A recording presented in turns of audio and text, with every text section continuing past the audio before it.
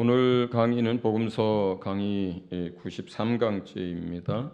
요한복음 15장 11절에서 17절 말씀입니다. 우리 한 절씩 교독을 하도록 하겠습니다. 요한복음 15장 11절에서 17절입니다. 제가 먼저 읽습니다. 내가 이것을 너희에게 이름은 내 기쁨이 너희 안에 있어 너희 기쁨을 충만하게 하려 함이라.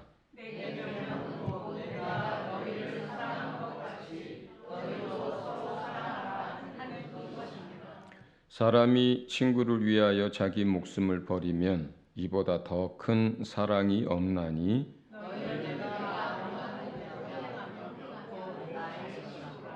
이제부터는 너희를 종이라 하지 아니하리니 종은 주인이 하는 것을 알지 못함이라.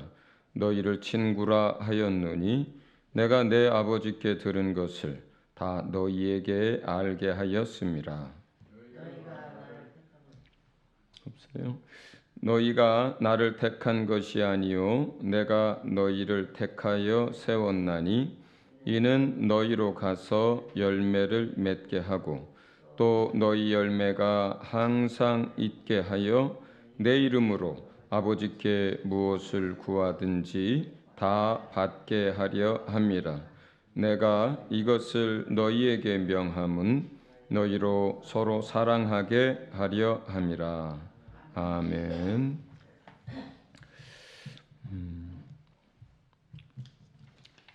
요한복음 15장을 이제 세 번에 나눠서 오늘까지 여러분에게 말씀을 전하고 있습니다. 우리가 11절 본문에서 읽은 것 같이 주님이 잡히시던 날 밤에 이같이 영적인 귀한 비밀들 또 진리의 말씀들을 우리에게 가르치시고 또 세계명을 또 이루시는 그 이유가 주님의 기쁨이 우리 안에 아주 충만하게 있어서 그 기쁨을 날마다 이 땅에서 그리고 하나님 나라에서 영원토록 누리게 하기 위한 거라고 하셨습니다. 그러니까 이러한 세계명이나 이러한 가르침들이 우리에게 지기 힘든 짐을 하나 더 얹어주거나 또 우리 신앙에 부담을 주려고 하는 게 절대 아닌 거죠. 주님 안에는 그 하늘의 모든 신령한 것들이 가득 있잖아요. 그 주님 안에 그 가득한 것을 우리에게 전해주고 싶은 거예요. 그러니까 우리 안에도 예수 안에 있는 그 모든 신령한 것들이 충만하게 임하게 해주고 싶은 거예요. 예수님이 누리는 것을 우리도 누리도록 해주고 싶은 거예요. 예수님이 기도하면 하나님이 바로바로 응답하시고 무엇이든지 다 들어주시는 그것을 우리도 누리게 하고 싶은 거예요. 근데 그게 희망만 가지고 바램만 가지고 되는 게 아닌 거예요. 네. 마치 저 어디에 강에 물이 있어서 그 수원이라고 하죠. 그것을 우리 가정에서 그걸 마음껏 끌어다 쓰려면 그냥 오는 게 아니잖아요. 쓰고 싶다고 바란다고 오는 게 아니잖아요. 중간에 수도 파이프가 있어야 교회에 두고 여러분 부엌에도 철철철 물이 흐르는 거 아니에요. 그렇죠. 물이 한강에 아무리 많으면 뭐합니까? 여러분 가정에 수도 파이프가 연결이 돼 있어야 그걸 끌어다 쓰잖아요. 이제 그 얘기 하시는 거예요. 그 얘기를 하시는 거예요. 예수 안에 그 하늘에 속한 놀라운 것들이 가득한데 그것을 날마다 누리면서 살면 우리가 이 땅에서 악한 세상에서 힘든 세상에서 원수의 날마다 공격 속에 살지만 그래도 믿음 안에서 마음껏 그것을 누리고 기뻐하며 살 수 있는데 그 방법이 뭐냐 하는 거예요. 어떻게 하면 예수 안에 있는 그러한 모든 것들을 여러분 안에 다 가져올 수 있을까? 꽉꽉 채워서 마음껏 누릴 수 있을까? 그 방법을 얘기하는 거예요. 13장에서 14장, 15장, 16장에서 이렇게 하면 내 안에 있는 기쁨이 너희 안에 충만할 것이고 너희가 항상 기뻐할 거다. 이렇게 하면 내가 열매 맺는 것처럼 너희도 날마다 열매를 맺을 뿐만 아니라 늘 그 열매가 풍성할 거다. 이렇게 하면 내 안에 있는 생명이 너희 안에 있을 것이다. 이렇게 하면 내가 기도할 때마다 하나님이 응답하시는 것처럼 너희도 무엇을 구하든지 하나님이 응답하실 거다. 그 방법 얘기를 하고 있는 거예요. 예. 그 방법을 알 뿐만 아니라 그렇게 한다면 어떻게 되겠어요? 예수 안에 있는 그 모든 충만한 것들이 여러분 안에도 충만하여져서 놀라운 믿음의 삶을 살게 될 것입니다. 할렐루야. 그러면서 주님이 다시 한번 얘기합니다. 내 계명은 12절 내가 너희를 사랑한 것 같이 너희도 서로 사랑하라 하는 이것이니라. 자, 우리 사랑 얘기를 한번 해보자고요. 우리가 세 계명 얘기하고 서로 사랑하라 그러면 사람들은 무엇부터 생각합니까? 섬겨주고 위로해주고 나누어주고 공급해주고 도와주고 이런 것만 먼저 우리 안에 이렇게 들어와요. 근데 사랑이란 게 어디 그런 것뿐입니까? 그저 섬겨주고 도와주고 나눠주고 챙겨주고 안아주고 위로해주고 격려해주고 이런 것만 사랑이에요. 우리 고린도전서 여러분이 잘 아는 13장에 사랑은 이 얘기 한번 같이 볼까요?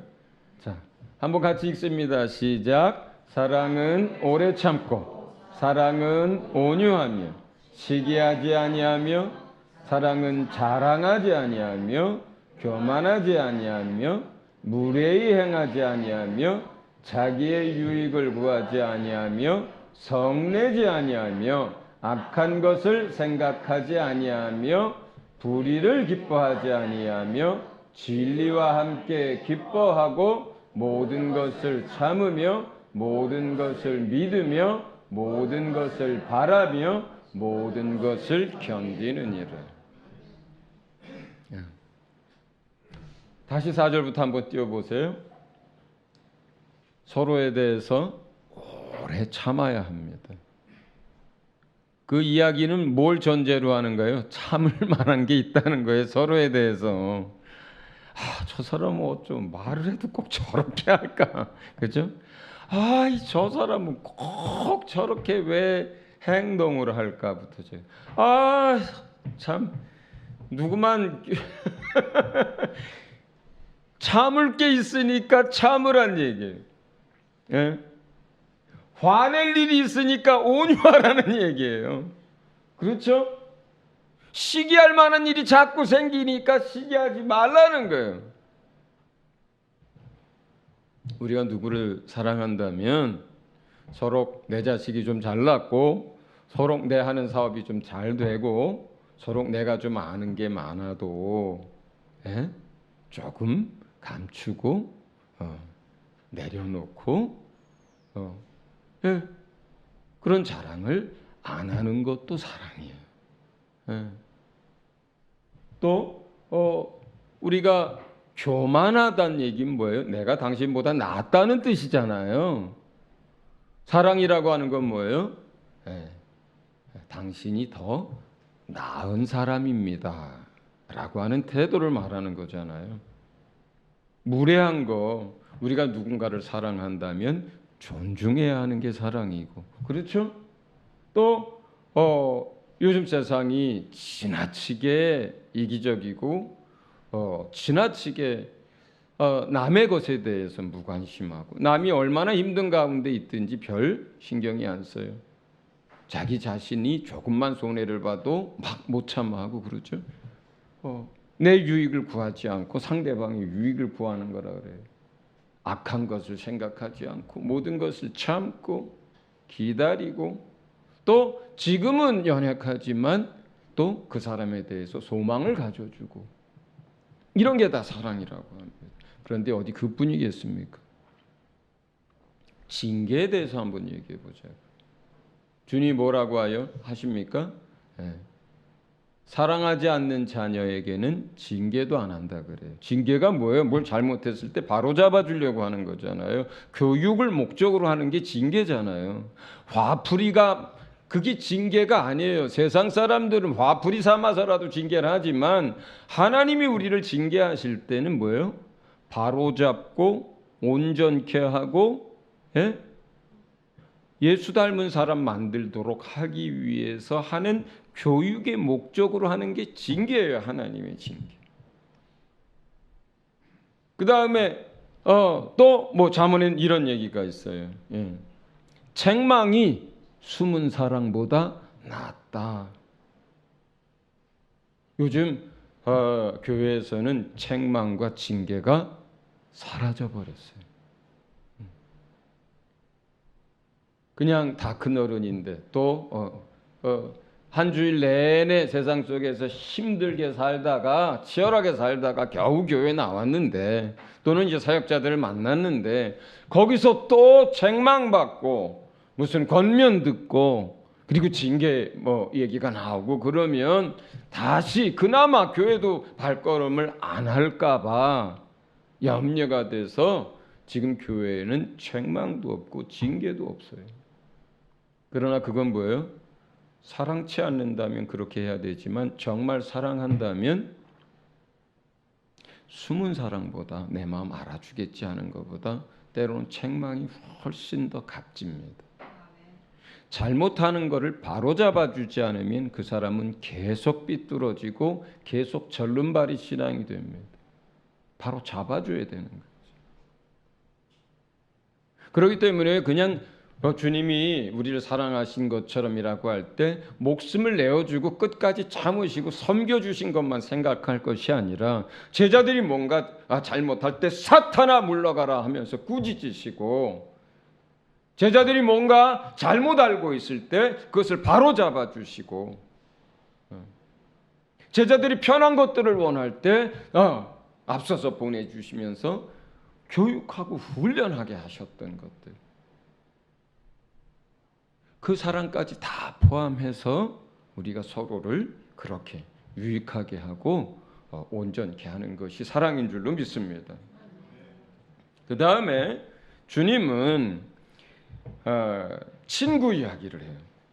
만약에 어떤 사람이 있어서 그 친구를 위해서 할 수 있는 것 다 했을 뿐만 아니라 만약에 그 친구를 위해서 자기 목숨까지도 내어줄 수 있다면 이 세상에는 그보다 더 큰 사랑이 없다. 이렇게 얘기합니다. 그러면서 이 말씀대로 그날 밤에 잡히시고 다음 날 그 친구들을 위해서 죽습니다. 예수님 자신이 그렇게 하셨어요. 친구를 위해서 자기 목숨을 내어준다면 이보다 더 큰 사랑이 없단다. 이렇게 얘기하면서 너희는 내가 명하는 대로 행하면 너희가 곧 나의 친구다. 이렇게 얘기하신 거예요. 그 다음에 내가 너희를 종이라 하지 않고 친구라 하였느니 그 까닭을 설명합니다. 자, 친구라는 게 뭡니까? 이 자리에도 제 오랜 친구가 앉아 있습니다. 친구는 서로가 많은 것들을 공유하고 많은 이야기들을 해요. 어제도 친구랑 점심 식사를 같이 하고 교제를 했습니다. 우리 친구끼리 만나면 뭐예요? 뭐 딸 이야기, 아들 이야기, 뭐 아버지 이야기, 뭐 30년, 40년 전에 같이 산에 다니던 이야기, 건강 이야기, 그죠? 그리고 지금 살아가는 이야기, 앞으로에 대한 이야기. 그 모르는 사람하고 그런 얘기합니까? 아니면 별로 안 친한 사람들하고 그런 얘기합니까? 서로에 대한 관심이 아무것도 없는데 그런 얘기합니까? 그럼 관심도 없는데 그런 얘기하면 딴 데 쳐다보고요. 금방 말 자르고 다른 얘기합니다. 친구니까 하는 거예요. 결국 뭐예요? 친구라고 하는 게 세상에서의 친구라고 하는 게 뭐예요? 많은 것들을 서로 나누고 공유하고 서로에 대해서 알고 있는 게 친구잖아요. 그렇지 않습니까? 그런 것처럼 영적인 의미에서도 그런 것들이 유사해요. 예수님이 우리를 친구라 하실 때 두 가지 이야기를 했어요. 첫째는 내가 명하는 대로 행하면 조건이에요, 사실은. 그러면 나의 친구다라는 이야기를 했어요. 예수님이 우리에게 하신 말들을 하나도 안 지키고 마음에도 담아두지 않고 관심도 없는데 그저 예수는 나의 친구, 이게 아니라는 거예요. 이게 아니라는 거예요. 이게 아니라는 거예요. 세상에서도요, 진실한 친구라고 하는 것은 친구의 이야기를 귀담아 들을 뿐만 아니라 친구의 이야기와 어떤 내용들에 대해서 그렇게 살아주는 것을, 들어주는 것을 말하듯이 영적인 것은 더하죠. 왜냐하면 그분은 친구이기 이전에 누굽니까? 주세요. 주님이세요. 친구이기 이전에 누굽니까? 왕이세요. 통치자세요. 친구이기 이전에 예수님은 누구예요? 만물의 창조주여 이 땅에 오신 참 하나님이십니다. 그가 우리를 친구라 부르실 때는 우리가 그분의 말씀을 받아들이고 믿을 뿐만 아니라 그것을 따라 사는 것을 말해요. 그랬을 때 주님은 우리를 누구처럼? 친구처럼 서로의 많은 것들을 공유하고 알고 함께하고 친밀한 관계의 친구처럼 우리를 대하신다는 겁니다. 두 번째 이야기는 사실은 굉장히 중요한 겁니다. 15절이에요. 15절. 종은 주인이 하는 것을 알지 못함이라. 너희를 친구라 하였노니 내가 내 아버지께 들은 것을 다 너희에게 알게 하였음이라. 이게 친구라는 거예요. 주님이 말씀하신 의미에. 친구인데 그 친구 아버지가 누군지도 몰라. 친구인데 친구의 고향이 어딘지도 몰라. 친구인데 아무런 이야기를 해도 귀에 하나도 안 들어. 그러면 친구가 아니죠. 영적인 것은 더 선명하고 더 분명합니다. 여기서 우리가 알아야 될 것은 그냥 뭐 격이 없는 친구 사이 주님과 하나 이런 의미가 아니에요. 그런 의미가 아니라 여기서 친구와 종을 대비하여 놓거든요. 종이라고 하는 건 뭡니까? 그 주인이 하는 것을 알지 못해요. 시키는 대로 합니다. 근데 친구라고 할 때에 그 친구의 의미는 뭡니까? 아버지께서 그 아들에게 알게 하신 것을 다 알게 된 사람. 아버지가 무슨 계획을 가지고 있고 아버지는 어떤 분이고 아버지의 희망은 무엇이고 무슨 일을 하고 계시고 아버지의 마음이 어떻고 지금 아버지가 그 아들을 왜 이 땅에 보냈고 왜 십자가를 져야 하고 너희가 어떤 상태이고 너희를 구원하시고자 하는 하나님의 아버지의 계획과 뜻이 무엇이고 이런 걸 다 알게 된 상태, 이 의미예요. 친구라는 게 그냥 세상에서의 벗이라는 의미가 아니고 예수님이 친구라고 할 때 그 의미는 종과 아무것도 모르고 시키는 대로 하는 종과 그 다음에 알고 하나님이 뭘 하는지 예수가 왜 왔는지 그 뜻이 무엇인지 계획이 무엇인지 의도가 무엇인지 이걸 다 아는 사람을 친구라고 하는 거고 그것을 모르고 시키는 것만 하는 사람을 종이라고 부를 때에 그 의미로서의 친구예요. 이해하셨습니까?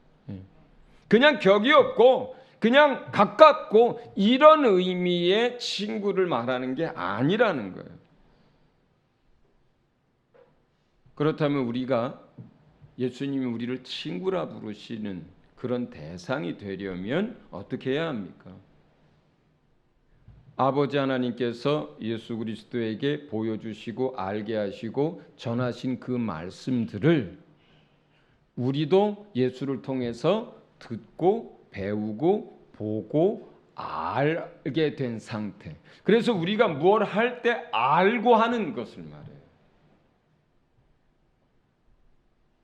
내가 이 건물을 짓는 건축주라고 하자고요. 일당 불러서 뭘 시킬 때 그 일당이라는 사람들은 이 뭘 하는지 몰라요. 예. 그냥 자기가 하는 일이 어느 부분에 벽돌을 쌓는 일이면 벽돌만 쌓다 갑니다. 돈 받고. 배관하는 일이면 그냥 배관만 하고 그냥 돈 받고 갑니다. 예. 이게 몇 층짜리 어떤 구조로 되어지는지 아무 관심도 없어요. 아무 관심도 없어요. 그러나 건축주가 있고 내 아들이 있다면 어떻게 하겠습니까? 예. 아버지가 이 건물을 짓는데 아무 관심이 없어요. 예. 아버지 뭐 하세요? 뭘 짓세요? 예산은 어떻고 구조는 어떻게 하려고 하세요? 업체는 어디를 선정하고 시행사는 어떻게 하세요? 이거 다음에 어떻게 하고 어떻게 뭐예요? 아들은 그러한 것들을 알고 함께 하고 건축주 자신도 그걸 알고 하는 거예요. 우리가 하나님에 대해서 알고 하나님의 뜻을 알고 하나님이 하시는 일을 알고 그리고 그 일을 알고 같이 할 수 있다면 주님은 우리를 친구라고 부르신다 이 뜻인 거예요. 예, 예. 야, 예수가 내 친구야 이런 의미가 아닌 거예요. 그런 의미가 아닌 거예요. 예. 버르장머리 없이 막 그런 의미가 아닌 거예요. 예수님이 표현하신 그 친구란 뜻은 이해하셨습니까?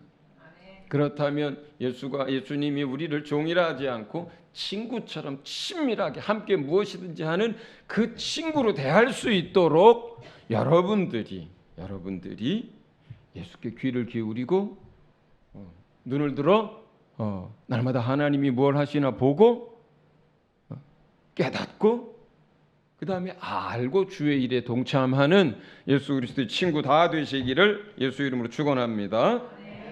그 다음에 여섯 번째는 너희가 나를 택한 것이 아니요 내가 너희를 택하여서 나의 친구로 제자로 정혼자로 나의 백성으로 세웠다라고 합니다.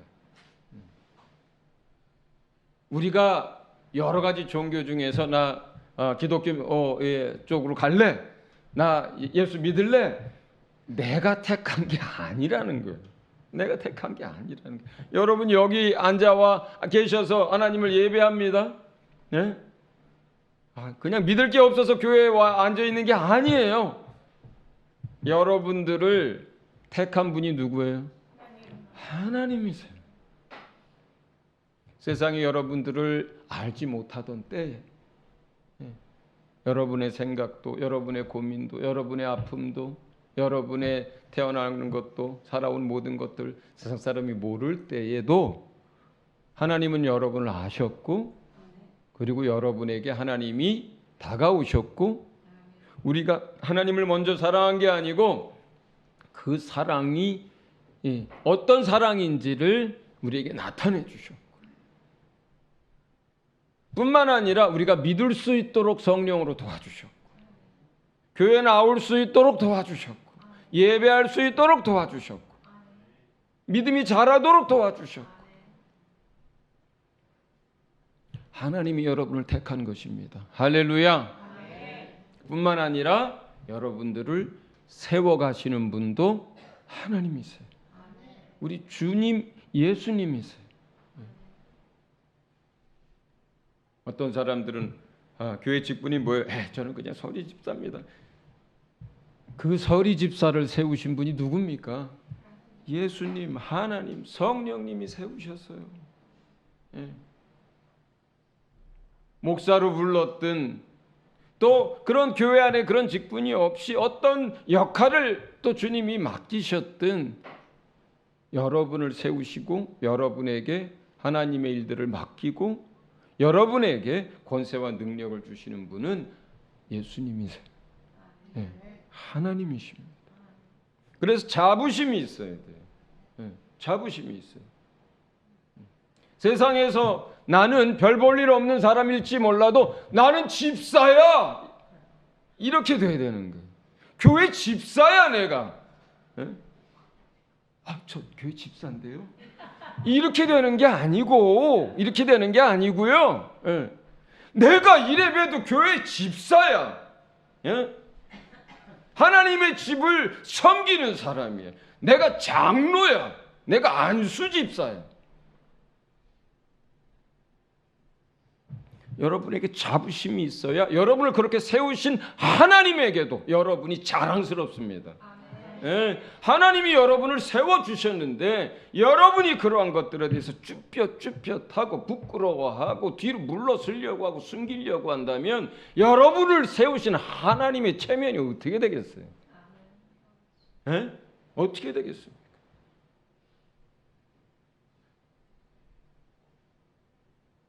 세상의 기준과 하나님의 기준은 항상 달라요. 여러분, 세례 요한 아시죠? 여자가 낳은 사람 중에 가장 큰 자라고 했습니다. 그걸 세상 기준으로 한번 보세요. 어떤 사람인가? 예. 태어나서 제대로 된 교육도 못 받았습니다.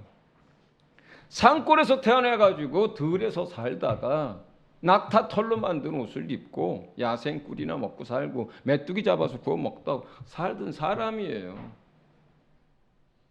그리고 요한의 그 사역 기간이라는 게 채 6개월도 안 됩니다. 그러다 그 젊은 나이에 장가도 못 가고 뭐 가진 것도 없이 그렇게 살다가 옥에 갇혀서 생일날 춤 한 번 춘 그 대가로 목이 댕강하고 날아간 사람이에요. 그럼 세상에서 보면 그렇게 비참한 인생이 어디 있습니까? 세상 기준으로 보면 그렇게 보잘것없는 인생이 어디 있습니까? 뭐 기업을 일으켰어요. 뭐 훌륭한 자손을 낳았어요. 무슨 나라에 무슨 뭐 벼슬이라도 했어요. 무슨 학문적 발자취라도 남겼어요. 뭘 했습니까? 세상 기준으로 보면. 그러나 하나님이 예수님이 뭐라고 얘기합니까? 여자가 낳은 자 중에 최고라는 뜻이 뭡니까? 육신을 따라 난 모든 사람 가운데 가장 뛰어나고 최고의 사람이라고 하나님이 그렇게 얘기하는 거예요. 왜 그렇습니까?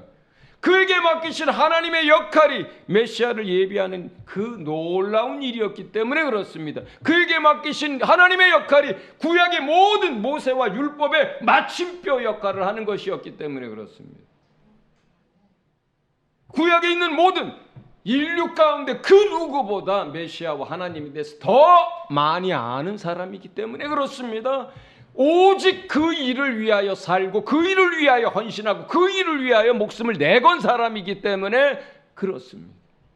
그게 하나님의 기준이에요. 세상은 짧게 지나갑니다. 대통령 대한민국 해봐야 5년입니다. 뭐 감옥 갈지 뭘 어떻게 할지 뭐 어떻게 합니까 그거를. 큰 기업을 일으켜도 몇십 년 후에는 다 흙으로 돌아갑니다. 한때는 가장 위대한 학자라고 했는데 또 무슨 추문이니 뭐니 해가지고 바닥에 떨어집니다. 세상 건 그래요.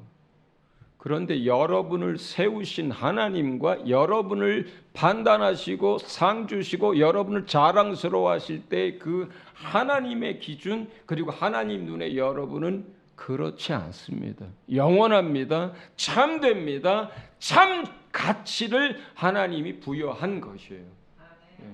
여러분 스스로가 우리 스스로가 하나님이 보시는 대로 하나님이 우리에게 너는 내 아들이야. 너는 종이 아니야. 내 아들이야. 내 아들이기 때문에 하나님의 나라를 네가 상속받을 자야.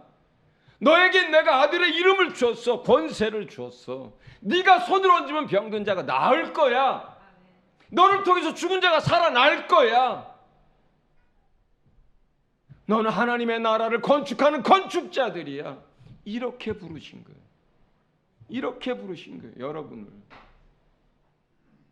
여러분의 직업이 무엇이든 여러분이 어디에 살든 여러분의 세상에서의 소유가 무엇이든 그것은 철저하게 세상의 기준들일 뿐입니다. 여러분을 택하신 분이 하나님입니다. 여러분을 집사와 권사와 또 하나님 나라의 봉사를 위해서 여러분에게 역할을 맡기신 분은 하나님이십니다. 그리고 하나님이 여러분을 기뻐하시고 자랑스러워하시고 그리고 사랑합니다. 우리를 이같이 택하시고 세우신 까닭은 이는 목적이죠. 이유요. 너희로 가서 열매를 맺고 너희 열매가 항상 있고 그렇게 해서 너희가 내 이름으로 무엇을 구하든지 아버지께 다 받게 하기 위함이란다. 우리에게 직분을 주시고 역할을 주시고 우리를 세우신 까닭이 이거라는 거예요.